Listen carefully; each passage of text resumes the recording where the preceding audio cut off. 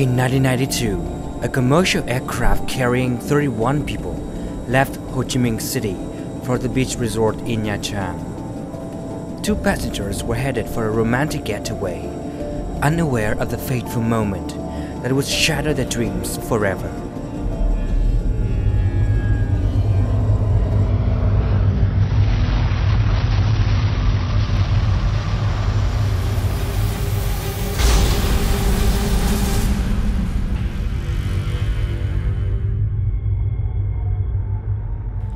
The plane crashed into a mountaintop enclosed by the Vietnamese jungle, leaving Annette Herfkens trapped in the wilderness as the sole survivor. When she awoke, battered and suffering from numerous wounds, she faced her dead mate and was hardly able to move. What followed was an incredible story of survival, mystery, and higher spirit. Our guest today, Annette Herfkens, is a beaming example of what it means to rise up over adversity. Her determination and will to live were challenged years ago during a plane crash where she was the sole survivor. Since then, for the last 22 years, she's been back to Vietnam twice, this time to visit the mountain of the crash site again. And we've also had a chance to get her to come to the studio to talk to us, and she's right here with us right now. Hello, Annette. Thank you so much for coming. Thank you for having me. So let's go back 22 years ago. Tell me a little bit about how the incident happened and where were you on the plane? I was visiting my fiancé who was setting up 2 branches here in Ho Chi Minh City and Hanoi for ING Bank. We were going on a short romantic vacation because we had very little time. We both working very hard as bankers. I arrived in Ho Chi Minh City. It was my first time really. He booked an early flight. We were picked up very early in the morning. We drove to the airport. I was not happy about the early flight. I was even less happy to see such a small plane. I'm very claustrophobic. I said, I don't want to go in there. He said, please do it for us, go. It's only 20 minutes. And so I forced myself to sit down. It was only 30 people around me, and I was really just focusing on staying put.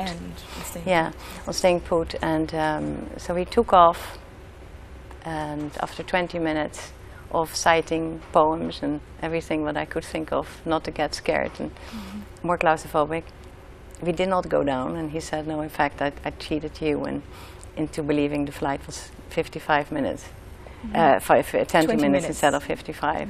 So in the 50th minute, there was a tremendous drop and accelerating motors. People were screaming. Another drop, more screaming. He said, no, I don't like this. I said, well, of course, after the first drop, sorry, I said, of course, a small plane will drop like that. And don't worry, hold my hand. And he grabbed for my hand, I grabbed for his. And then all went black. So what happened when you woke up? So one moment I was flying with roaring motors. Next I wake up to the, for me, eerie sounds of the jungle, with crickets and noises I couldn't recognize. The fuselage has broken into 2 pieces, and I could see the vegetation out of the front of the airplane. And my left, I saw Willem, Pasha as I called him, and he was dead, still strapped in his seat. He was dead. I could see that immediately. And then I focused on myself. I had a chair on top of me with a dead man in it, as it turned out, and I pushed it away. And then I don't remember anything until my next memory. And I'm out there, out on the jungle floor. I must have gone into shock. Wow. And do you remember your physical condition back then? No, I was mentally, first I saw my fiancé, my future, dead next to me. That was all-consuming. Next, I wake up on the jungle floor. The plane is behind me, or I wake up. My next memory is that. So I must have gotten out of the plane, but I was really badly hurt, and I had multiple fractures in my hips. and I had a collapsed lung, and I had a broken jaw, and I had awful wounds on my legs, and somehow I must have summoned the strength to get out of that airplane and drop my body, because it was on a slope. So I must have dropped it for a meter or so, and I don't remember how I did that. It must have been excruciating pain. That's another reason probably why my mind has blocked it out. So my next memory is next to a man, a Vietnamese man, sitting about this much away from me, talking in English. So he was also out of the plane, just like you were? Out of the plane, yes, on the mountain slope. And around me there were a few more people out and about on the mountain slope. There was a girl, and there was, I think, 2 more bodies out, not moving, but there was still some moaning. I see, I see. So how far did you end up from the plane at that moment in time? I would get around 10 meters up the hill behind me. So, but at the moment I decided not to look behind me anymore, because there I knew that my fiancé was there. I see. So I have not turned my head anymore. I just focused on what was right in front of me, in my peripheral view. But I have not turned my head for 8 days. I see.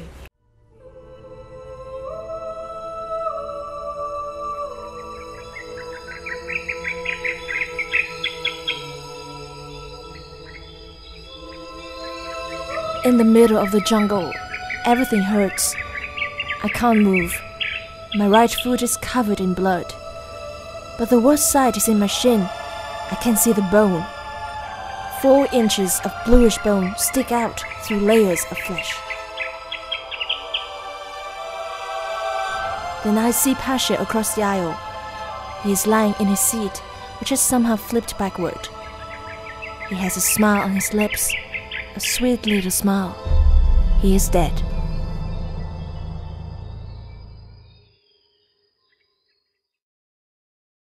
In an interview to CNN, you actually said that you were clear-headed enough to make a plan. Yes. Can you tell us a little bit about that plan? Well, first, let me still talk first about the man. So I just had a very rational conversations with him at first. I said, do you think they're going to look for us? And he said, yes, because in English. Right. And it was a Vietnamese man, because I'm a very important man. And I said, okay. And then he went quiet again. And again, the first day, I think I was really bugging him every hour or so. Are you sure they're going to look for us? I don't see any planes. And let's go and find some water. And then he said, I already had something to drink. And then I noticed that I didn't have any more my wraparound jean skirt that I was wearing. I was sitting in my underwear, so I was embarrassed. And he was such a gentleman that he opened his suitcase and handed me his pants from his suit.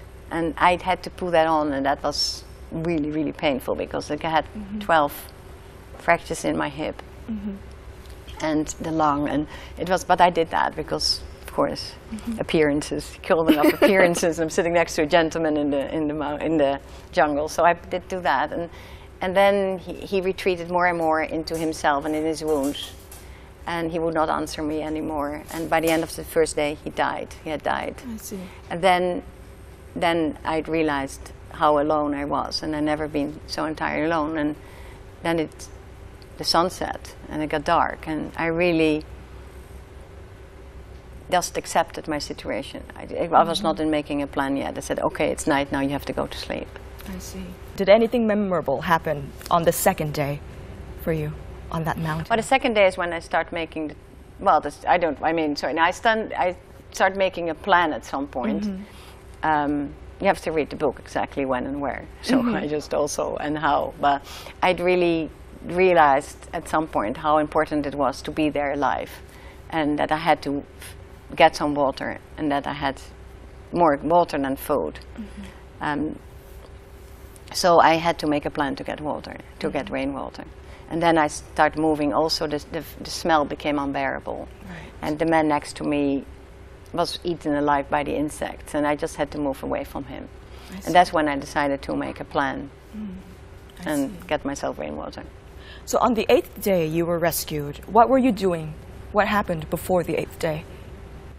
I think by by day 5, 6, I got really more. What I did also in the earlier day, I focused on the beauty of the jungle instead of the dead. And the more I focused on that beauty, the more beautiful it became. And obviously this has been helped by the fact that I was hungry and I didn't eat. But the more I got more and more into that beauty, and it became a part of that beauty.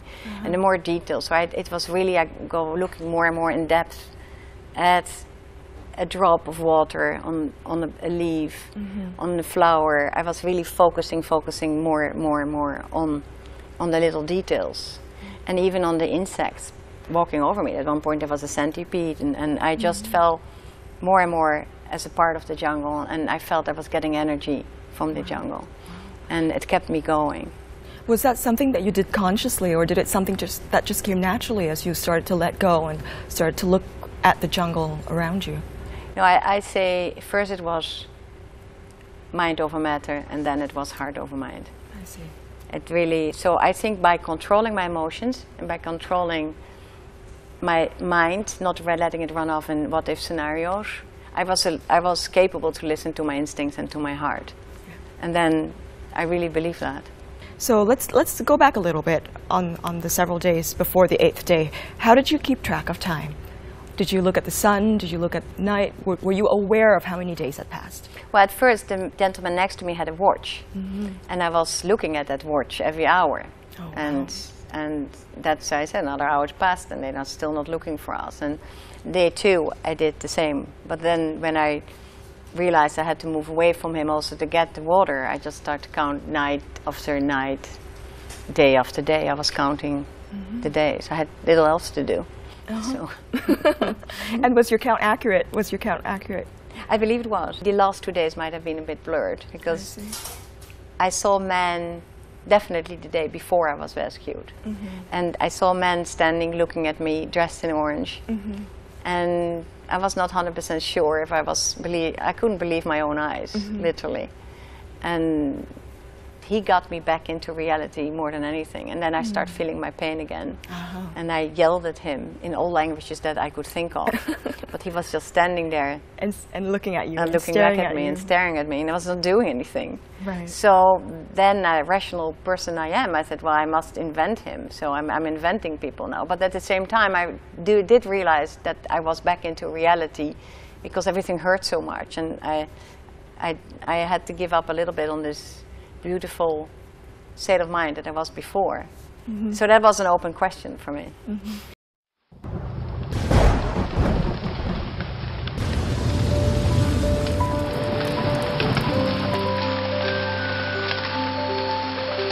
And suddenly it rains. And how? It is that kind of hard rain that punches you. It strikes my wounds and it hurts my face when I turn it up with my mouth open. I almost gag happily. So much water I get to swallow. I move on my elbows. That hurts really badly. And my legs are broken. I have to pull my body along with my arms. I feel a stab in my chest, but I put all my life and my effort to get to the wing. Finally, I can reach right into the insulation material. The insulation could work like a sponge to suck up the rain.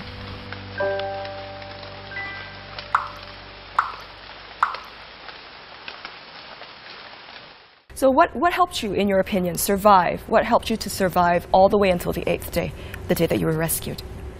Listening to my instincts, surrendering to the situation, staying open for the suggestions of staying open and focusing on the beauty instead of on the dead. Exactly. It was a choice. Exactly. So let's recall how you felt when the rescue team came for you on the 8th day. Were you surprised to see them, and were you ecstatic to see them? Yeah, it was very matter-of-factly first, like, oh. But then when they handed me that bottle, at first they showed me a passenger list and I had to show out my own name. I had to. So I said Annette Herfkens and said, okay. And then they handed me a bottle of mineral water. And that was ecstatic. That was, I have no words to describe that first sip of water. Right. That was the best thing you've had in a long time. The best thing ever. Ever. That's great. So I know, I've read your book, and I know that it wasn't an easy ride getting out of the jungle at all. And sometimes you described yourself as like a roasting pig, right? Yes. Let's talk a little bit about your ride out of the jungle. How did that feel? Well, first, it was extraordinary at first when they literally put me on a stick, like a pig, like in a hammock on a stick, and they carried me between the two men. But first, the first moment, it was the first time I truly felt panic when I had to leave. Because like, I don't want to leave, I want to stay also with Pasje. I said, no, I have to stay here. So my very first reaction was like, I don't want to leave here. And that was the first time I truly panicked. And then they started walking, and then I breathed through it, and then we were going up and down, and then I got my sense of humor back, and I thought, well, this is quite an experience to be carried like a pig in the jungle. So it was my sense of humor kept me with it again, but then we camped, and I was begging more and more for cold water, and they only gave me warm rice water, which is the right thing to do, as I found out later, because it would not be good for my body at all to have the cold water after such a long time. So they gave me warm rice water, and they made a fire, and they camped. But that was for me awkward, because everyone was talking very loud in Vietnamese, and I was hanging on that stick. And then they went into the tents to sleep.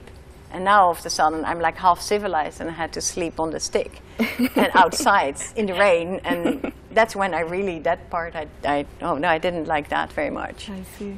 Yes. But then they were very nice men. They were very warm to me. They understood. And they understood, and they would give me rice water, or they would just show their presence to me. Even though you guys didn't speak the same language? No, but we could totally connect.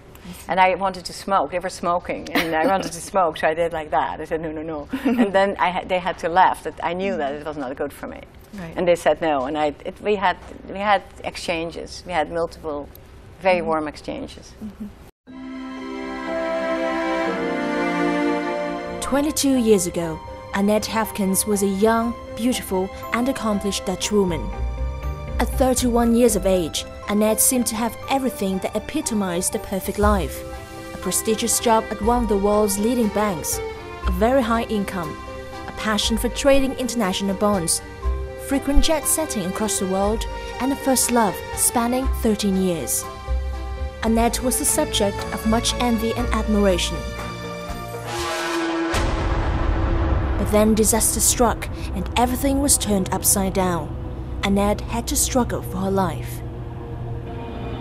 On November the 14th, 1992, Annette Herfkens and her fiancé Willem van der Pas, also known as Pasje, were among 31 passengers who traveled from Ho Chi Minh City to Nha Trang on board the Vietnam Airlines flight VN 474. About 30 kilometers from Nha Trang and 16 kilometers from the nearest village, the aircraft crashed into a mountaintop. 30 passengers died. Annette was the sole survivor.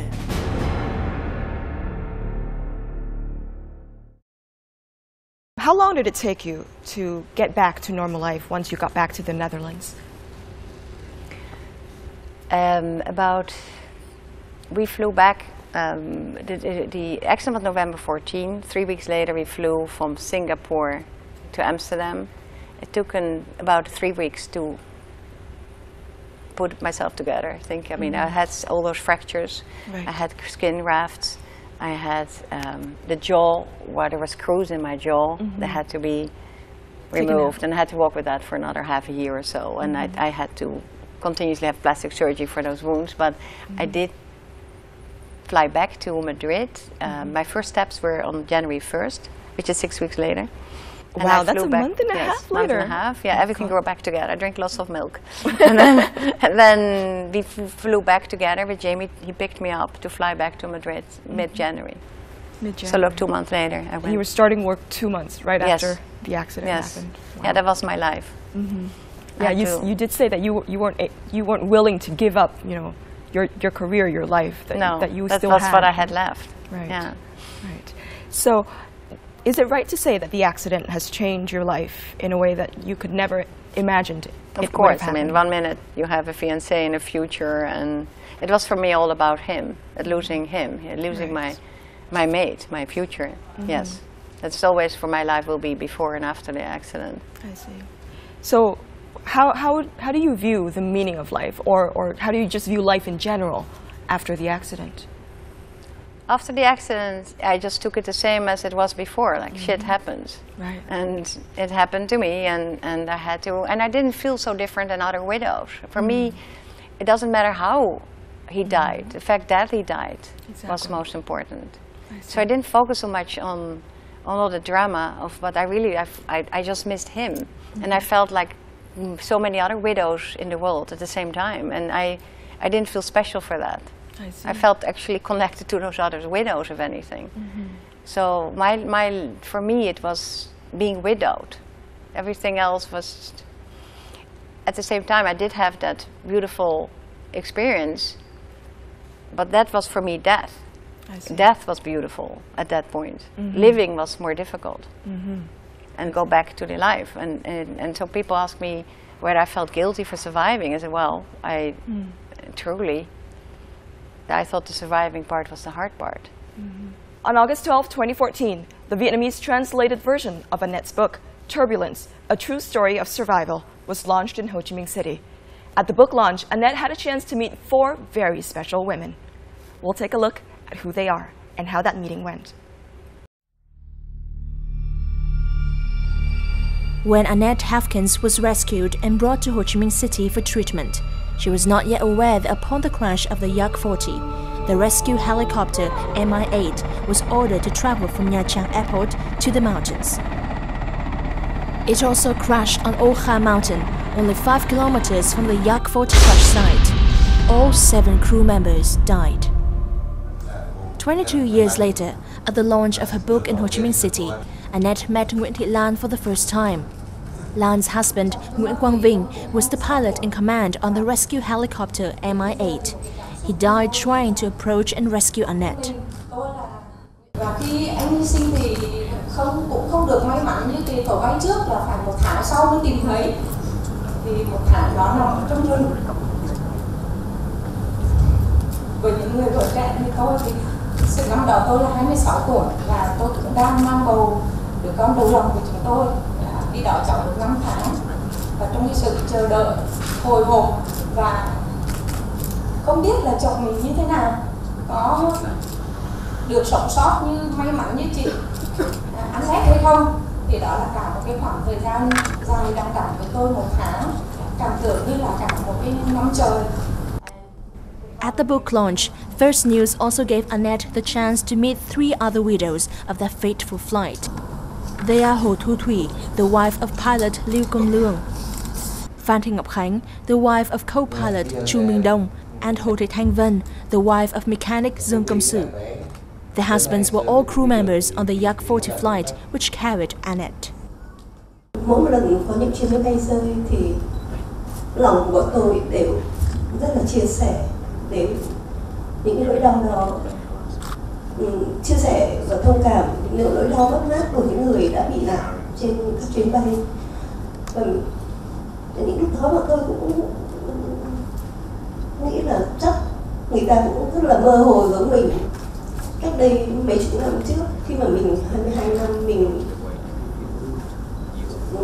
trong những tâm trạng đó. Hôm nay thật sự tôi rất xúc động, bởi vì cách đây 22 năm ngày này thì chồng tôi bị nạn, thì các chị và các gia đình của tổ bay thì đều có mặt và đều trông ngóng được thông tin của chồng, những gì tôi thì không biết điều đó vì tôi sinh em bé và cả gia đình tôi phải dự kín điều đó cho đến khoảng 1 tháng thì tôi mới biết được việc này. For Annette, the launch of her autobiography in Vietnam has turned out to be a special reunion. That's very special because for many years I was the only one. I was the only one in Holland and in my life, and it's really nice to connect with them. It's beautiful. One day after the book launch, motivated by the reunion and the widow's wishes, First News invited all of them back to the Ô Kha Valley to remember the victims of the 2 plane crashes.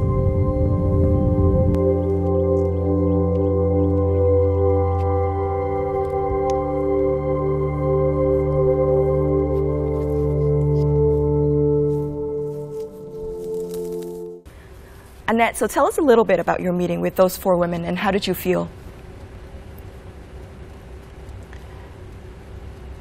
I felt a bit confronted and overwhelmed, but at the same time I did see the meaning in it, and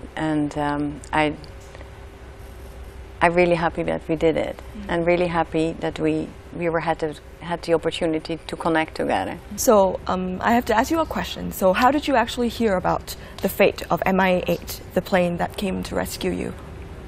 Only when in 2006, when I came back to Vietnam, there was a lot of misinformation. My rescuer thought that I had died. My rescuer thought I had not made it at all. That they didn't know that they had rescued my life. I did not know. Never knew there was a helicopter. And there was people mentioned it to me. They said there was a helicopter looking for you. I said, well, I never saw a helicopter. I don't believe so. So it was for me totally new news when I came back in 2006. And had I not made that trip, had I not overcome those fears, actually to come, I would have never known. I see. So let's talk a little bit about your book. It was published in 2014 in America, in the US. So what took you so long to write it? Well, it was more something that people always were expecting from me and suggesting to me. You have to write a book, you have to write a book. I took it more as a duty, as a civil duty, because I did really feel that I had something important to share. And I sat down for a year. Every morning at 5 o'clock I woke up and I wrote 2-3 hours before the children woke up. And then in the afternoon I would edit those pages. And then I had written, a year later, I had written about 500 pages and short stories. And then I thought, oh, somebody will get it, what it's all about, but they don't still. And I still had to, so I took another year, maybe, perhaps, and then I started re-editing, reorganizing all those pieces and shift them. And, well, writing is rewriting, but I still wanted it very much to go about my son as much as about the accident. And I know that the public and the publishers and the newspapers are more interested in the first part, but I insisted to write about my son and compare an accident, which is like a stone in the water, and my son, who is a chronic situation, but he's also my teacher. He's therefore, because it's chronic, and that's what I'm trying to say also as opposites, that the advantage and the disadvantages, and the disadvantage and the advantage is that the fact that he's chronic is, of course, worse, but also that's why he's a continuing teacher for me. And he's an angel, and again, that's what I wanted to communicate, that the same attitude that I had in the jungle, to focus on the beauty instead of on the dead, on focusing on what is there in my son and not what I should have been, and not compare him to typical kids. I realize what is there, and he's a gift, and it is just a matter of looking. It's the same as how you look at things. And he's there, and it's a gift, and I really wanted to communicate that part to other parents. Please accept your child and see what's there, and not what you want to be there. So that's one of the messages that you want to send out to the parents. What about people who have not had kids yet? What about the general audience? Are there any other messages that you would like to convey through your book? Yeah, every situation, there's always the good and the bad, because that's life, that's the duality of life. And you always have an option where to focus. There's an option, and there's always an option to define it and redefine it as something that teaches you, that gives you depth, that connects you to other people. There is always, it's just a matter of defining it. At a book signing event at Chi Viet bookstore in Ho Chi Minh City, when an audience member asked Annette how to control one's emotions, she answered immediately. I think the world is too much like, cameras. I think that's not right. I think the opposite. I think you cry when you have to cry, but not on the camera. You cry at home. It was exactly this mental strength that helped Annette through the 8 days of near-death experience in the jungle of Ô Kha mountain. She waited 8 days for rescue to come after her flight had crashed and killed all the other 30 passengers on board. Cái điều truyền tải của cuốn sách mà tôi cảm thấy rất là tâm đắc nhất đó chính là cái sự nghị lực sống của cô. Khi mà gặp một cái tai nạn rất là kinh khủng, khi phải mất người thân, khi phải trải qua những cái vết thương về thể chất, nó còn có những vết thương về tâm hồn của mình nữa. Cô vẫn cứ nghĩ rằng là mình không được khóc, mình phải làm quen với những cái khó khăn đó, làm quen với cả những con giòi bỏ những cái vết thương trên cơ thể của mình để mà có thể vượt qua. Khi mà máy bay rơi thì nỗi sợ hãi của con người đó là sự thật, nhưng cô đã từ đó cô đã kìm nén sự sợ hãi để thành một nghị lực sống, để vươn lên, để chống chọi với cái chết. Và không phải là chuyện cá nhân của cô nữa, khi qua quyển sách này mà nó đã truyền cho chúng ta những bạn đọc đó là về nghị lực sống phi thường và những ý nghĩ tích cực sẽ làm cho chúng ta đứng vững trước những nghịch cảnh của cuộc đời. Annette released her book Turbulence, A True Story of Survival in her country of residence, the United States, in February 2014. Right after the release, First News Chí Việt Company acquired the rights to translate the book into Vietnamese, thus adding a new entry to its Seeds for the Soul book list. Bản thân tôi cũng học được cô rất nhiều điều. Không nói chứ ít, nếu hay là không ước gì nó không xảy ra và chấp nhận nó như một thực tại và tìm cách lạc quan nhất để sống sót, để tồn tại và vượt lên. Và nên cô trở về với thái độ rất là tự tin, rất là vui và cô chia sẻ với nhiều người khác. Cô không bao giờ coi cô là nạn nhân cả.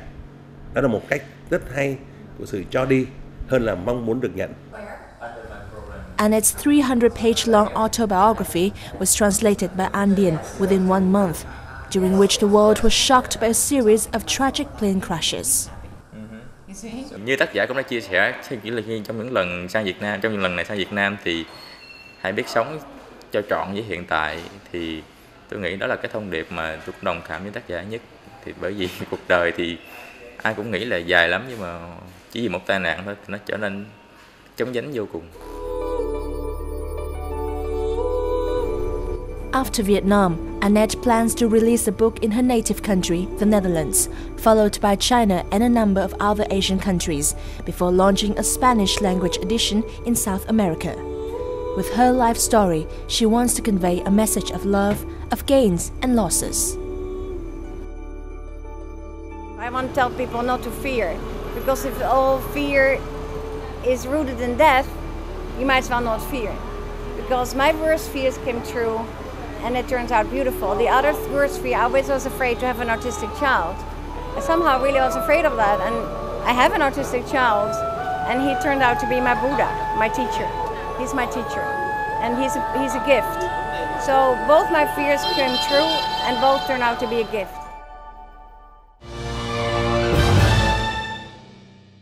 Now, you've also released your book in Vietnam, in Vietnamese, yes. In August this year. Mm-hmm. And have you received any of the Vietnamese feedback yet?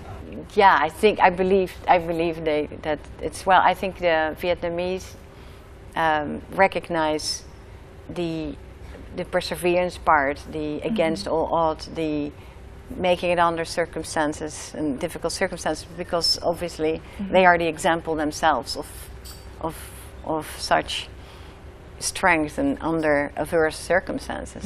The resourcefulness of Vietnamese people, the strength of Vietnamese people, it's very evident when you're here. So why did you choose Vietnam as the second country to publish your book after the US? Well, very much because of all those widows and lives that were touched by this crash, and the fact that people didn't know that I was rescued, that they rescued me. Right. Some of them thought you were dead, right? Yes, after you most came of back. them. They all thought basically that I was dead. I see. And that's why I insisted on bringing my daughter as the gift of life that they gave us by rescuing me. So recently, the world has witnessed, some horrible plane accidents this year.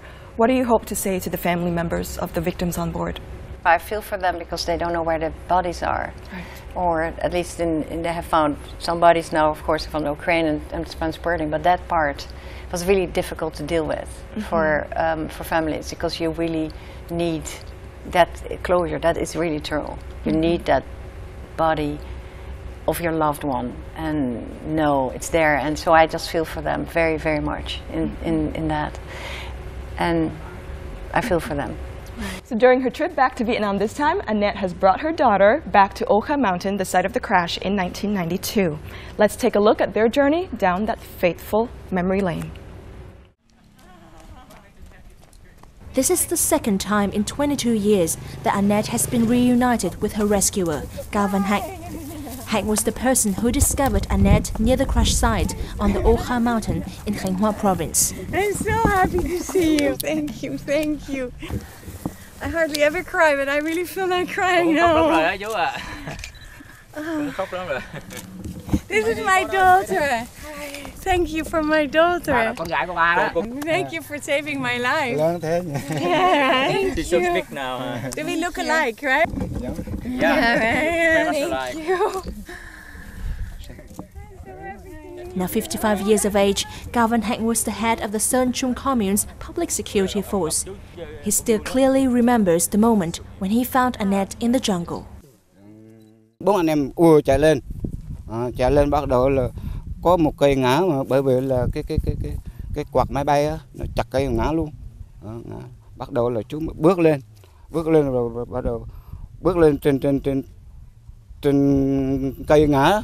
Bắt đầu thấy bà la, mình mới giật mình té xuống bắt đầu mình bò lên tiếp, bò lên mới tới là bà mới xin nước gì đó, bắt đầu là mới ảo kêu bác sĩ y sĩ mới cho thuốc uống, thuốc từ sức gì đó, một mũi tiêm nữa, thuốc từ sức, bắt đầu là để bà khôi phục, bắt đầu là mới khiêng về. Vừa là bắt đầu vừa là mới thế bà chỉ mới xin nước lắc đầu tôi không biết. 2006 was the first time that Annette returned to Vietnam following the crash. Hạnh was Annette's guide when she traveled back to the Ô Kha mountaintop. This time, Annette brought along her 17-year-old daughter, Yoshi Lupa. Yoshi knows every detail of the story, and she helped with language editing on Annette's autobiography. Vietnam is very special to me because without the orange man who saved my mom's life, I wouldn't be alive. So I always think of Vietnam as sort of a parent, another parent for me. During this trip back to Ô Kha, Annette also got to meet Nguyễn Thị Kim Kỳ and Mai Thị Minh Châu, two nurses who performed emergency treatment on her at the Khánh Sơn District Health Center, prior to her being transported to Singapore for further care. Here on my leg here. And I lost two toes. I lost. Đúng rồi, đây là đúng rồi. Hồi đó là cái chân này nè, sưng lên nè, rồi là bắt cắn đây nè, rồi là cắn đây hết. And I lost two toes. You see two toes. Đó, cắn đây luôn này, sưng hết cả cái chân lên luôn. Con gái à? Chứ không có mẹ thì chỗ này đâu có con á.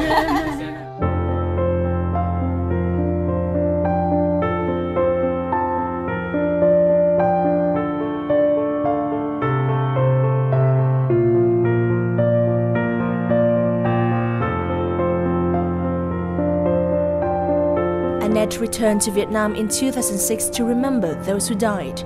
This time, she has come back to honor the living and life.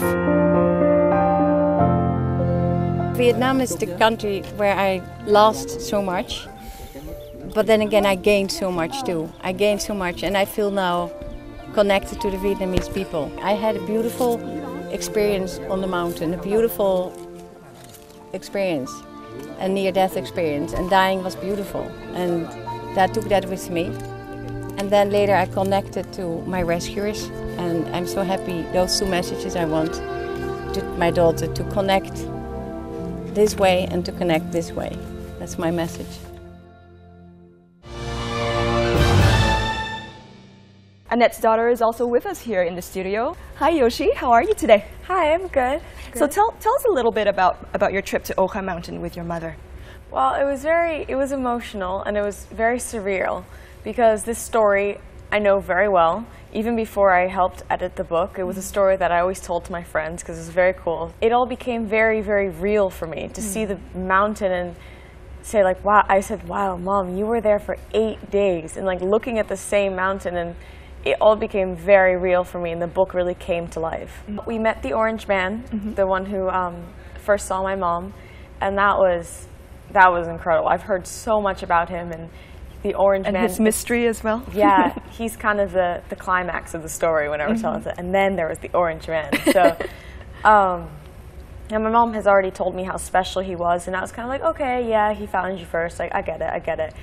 But really meeting him and kind of holding hands with him and looking into his eyes, and we couldn't communicate because we don't speak the same language, but it was just, it was incredible. And he's such an amazing person. You can just see that just by one look in his eyes and the tears in his eyes as he met my mom again and saw me and realized that he had saved not only one life but 3, because my brother and he saved us as well, and it was incredible. It was great indeed. It was just fantastic to see how they connected, my daughter and this man, and in how the connection is indeed between two peoples by looking at each other's eyes without culture differences, without the looks, without everything, but it's not necessary. It's just the beauty to see those two connect. We also, when we happened to have a snack at a restaurant where the restaurant owner was one of my rescuers, and it was great to see him. And I met again the 2 nurses who straight went for my wounds again, who knew and where they were. It was so dear to see them because I remember them so well, and it was the village right now is much more developed and there's electricity, and there was no electricity the first time. And that's when I was so impressed also by the Vietnamese people. I just, in those women, I see the strength in those women and the sense of humor and the warmth, and the same with my rescuers. So in 2006, 14 years after the accident, you returned to Ô Kha for the first time, and you were very fearful at that moment in time. So why did you decide to return to Ô Kha? Because I think I should. I always think I should. I again, also there were various reasons, also to really connect to these people who saved me, to really look them in the eye and thank you. But there's also this spiritual experience I had that I really wanted to somehow see with my own eyes. Right. I mean, I just wanted to put that into perspective and revisit that and give it a place before I was going out to the world and tell them this. I really needed to be sure. Right. Yeah, I'm a banker, I'm dark, I'm rational. It was a big thing for me to write that down. Exactly. And I just needed everything with my own eyes. And I also wanted to visit that place with my learned eyes, after having children, after having the autistic son, and what I learned about love and loss, to see it the same place with different eyes. Right. There were many points coming together in that return. I see. How different was the second trip this time, and why was there a difference this time compared to the first in 2006? Well, then it was, the last trip I found very much it was about the people in that generation, and this time I feel very much it is the next generation.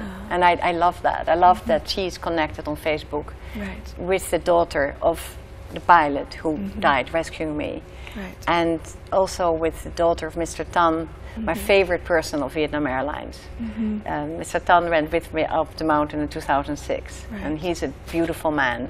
And by now we know that he has a beautiful daughter too, and we are connecting on Facebook. She's in the States, and I really, that whole opening to the next generation I find, and I really wanted her to see with her own eyes what she had heard about for so many years, and indeed to connect to these people and see, indeed, to overcome fear and overcome culture differences and overcome external differences. and really she got that by looking in the eye of the man who rescued me. But it's nothing to do about me. It has to see with his eyes, that person. Right. And then there was this instant connection between them. Right. Which is exactly great. Why I brought her. That was the lesson. Is the connection is that exchange of eyes. And you don't need the looks, the beauty, the external appearance of people is totally irrelevant. That's great. Thank you so much, Annette, for your inspiring story and also for your message this time in Vietnam. Thank you, Annette. Thank you for having me. And thank you so much, Yoshi. Thank you. All right. So to end today's show, I actually would like to hinge on the idea of luck and the lack of luck and their interplay, just as Annette has said just now. And I'd like to read you a quote from her book. It says. She says, "I can't help noticing how the more fortunate take ownership of their blessings. When they define, discuss, and judge the less fortunate, they seem to find a reason to hold the less fortunate responsible for their fate. If the fortunate would see the limitations of their luck, perhaps they would not judge or pity. They would be more compassionate. True compassion strips away superior-inferior feelings. Just flip sides, and everyone is up." Thank you very much for watching. We'll see you next time. Goodbye.